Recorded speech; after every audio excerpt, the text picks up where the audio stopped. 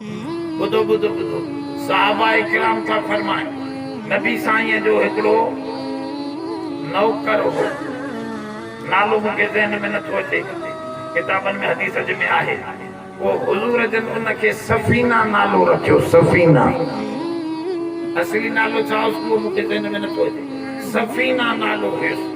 सफीना नालो कीअं रखियईं? हुजूर जो नौकर हो न, हुजूर जा सामान भी सफर में खयूं।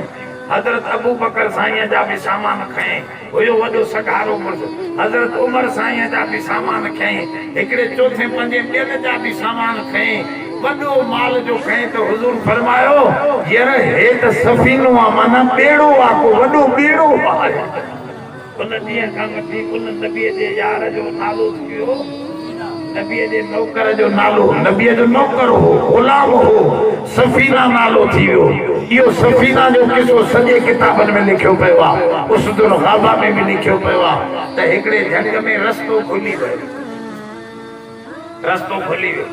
हेॾे ॾिठा त शींहं, अफ्रीका जो जंगल आहे, बबर शेर आहे, बला हिकिड़ो असां चांद जेॾो ईअं भां भां कंदो बीठो आहे। जे त मूंखे खौफ न थियो, मां रड़ करे अरबीअ में चयो अना सफीनतु मौला रसूलिल्लाह, मां सफीना मोहम्मद करीम जो नौकर आहियां। बस एतिरो चवण जी देरि। हीअं हेठि मुंहुं कयो शींहं, कुछ लुटकाईंदो मुंहिंजे पेरनि खे चिंबड़ियो। मां चयो खाईंदो पर न चटे पियो। पुछ सां इशारो पियो करे त मथां चढ़, मथां चढ़। मां मथां चढ़ी वेठुसि। काहे काहे जाते सहाबा जो झुंड वेठो हो जंग में, उते मूंखे लाहे भॼी वियो हीअं वापसि।